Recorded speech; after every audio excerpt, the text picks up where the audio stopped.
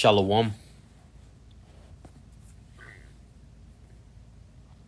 Call Halayim La Yahweh Ba'Shem Yahweh Shai Ba'Shem Rakakwadash.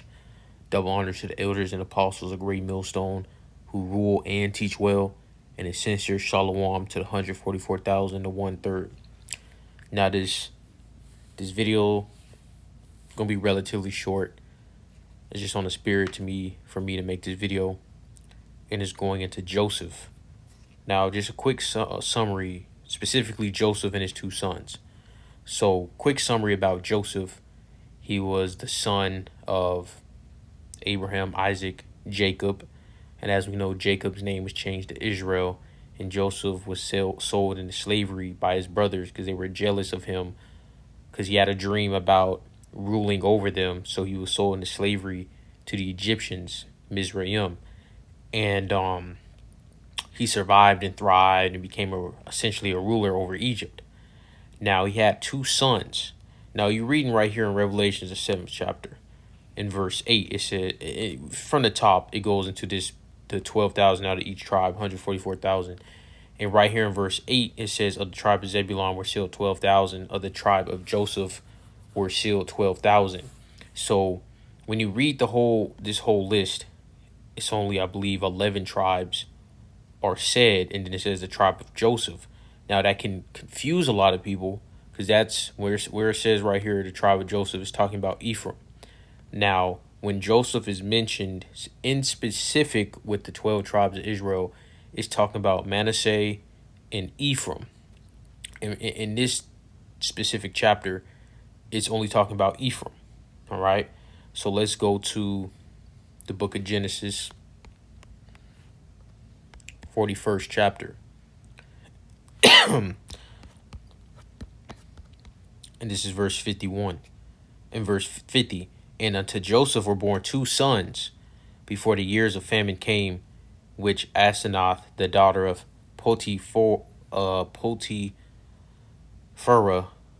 priest of On, bare unto him. And Joseph called the name of his firstborn Manasseh, for the Most High said, He hath made me forget all my toil and all my father's house. And the name of the second called he Ephraim, for the Most High had caused me to be fruitful in the land of my affliction. So that's the meaning of their names right there. All right. Ephraim is the head tribe of the northern kingdom. That's the head tribe of the northern kingdom, Ephraim, which would be the so-called Puerto Ricans. All right. And Manasseh, I will have to check the chart. Just going off the top of my head, I may be wrong, but I believe that's the so-called Colombians. All right, to Uruguay. Yeah. That's just going off the spirit at the top of my head. I got a chart. I got the Israelite chart, Hebrew 12 tribes chart, and I'm gonna pull it up real quick just to see if I was right or wrong.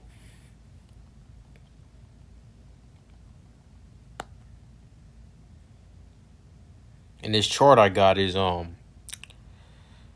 it's on my phone, but this chart has the Paleo Hebrew names on top of that. So Manasseh is the Cubans. So Salakia on that, so-called Cubans. The Colombians was Asher. Colombia to Uruguay, Asher. So Salakia on that. The Cubans, so-called Cubans. And from my, just going off the top of my head, what just popped in my head, a lot of Jakes, specifically Jakes that have a more darker complexion, say them Cubans are extremely racist, quote unquote racist, right? Because we're all of the same stock, but they say those Cubans are so-called racist and so-called blacks. I never experienced that. I don't think I ever met someone from Cuba, but that's just the thing that comes from the top of my head and just flowing through the spirit.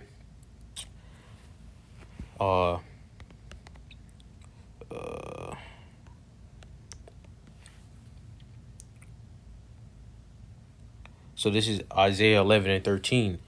The envy also of Ephraim. So that's when it means Ephraim, it's just talking about the northern kingdom as a whole, because Ephraim is the head of the northern kingdom, and as we know, Ephraim and Manasseh are connected. And the adversaries of Judah shall be cut off. Ephraim shall not envy Judah, and Judah shall not vex Ephraim. So let's go on to that word vex, because I forgot the meaning of that. Let's go to that word vex real quick. It says, Judah shall not vex Ephraim. So let's go on to vex.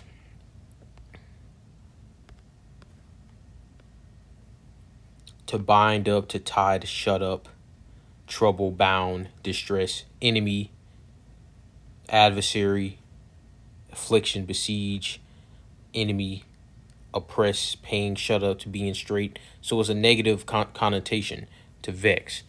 And then it says right here, Ephraim shall not envy Judah. And we see that a lot in these ghettos in Babylon the Great, across the world. Really across the whole entire world, you see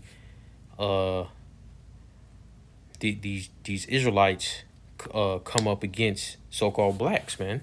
Specifically the tribe of Judah here in Americas. And then you have these so-called blacks bucking up against the Northern Kingdom.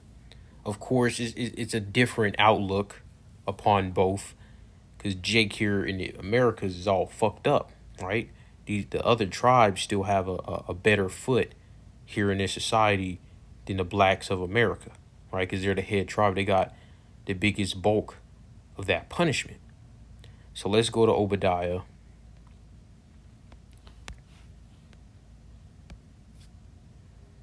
The book of Obadiah 1 and 8.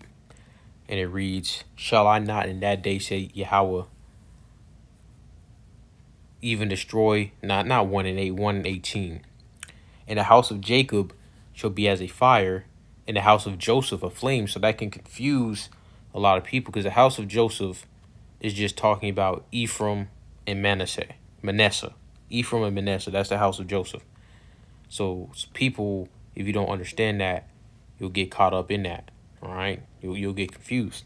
So when Joseph is mentioned, it's the house of Joseph, right? And any time you see Joseph pretty much mentioned with the 12 tribes, it's going into Ephraim or Manasseh or both. Now let's go back to Genesis. Let's go to the 48th chapter in verse 1. And it came to pass after these things that one told Joseph, behold, thy father is sick. And he took with him his 2 sons, Manasseh and Ephraim. And one told Jacob and said, behold, thy son Joseph comes to me. And Israel strengthened himself and sat upon his bed.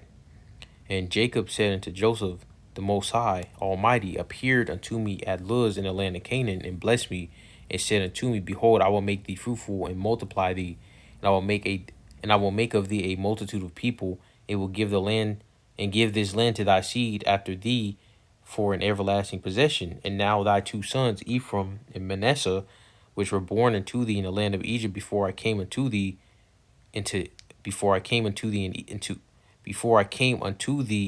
Egypt, are mine, as Reuben and Simeon, they shall be mine. So that's the 2 sons of Joseph, which is Ephraim and Manasseh. Now let's go to the 49th chapter. And I'm going to end this off right here. It's real short. In verse 21. Verse 22. Joseph is a fruitful bow, even a fruitful bow by a well, whose branches run over the wall. So what is this talking about specifically? This is talking about the end days of the 12 tribes of Israel. All right. So let's get that. This is just verse 1. And Jacob called unto his sons and said, gather yourselves together, that I may tell you that which shall befall you in the last days. And then we just ran verse 22, what's going to befall Joseph, which automatically goes to Ephraim and Manasseh. All right. And Adawan Ratazah, this was edifying. Shalom.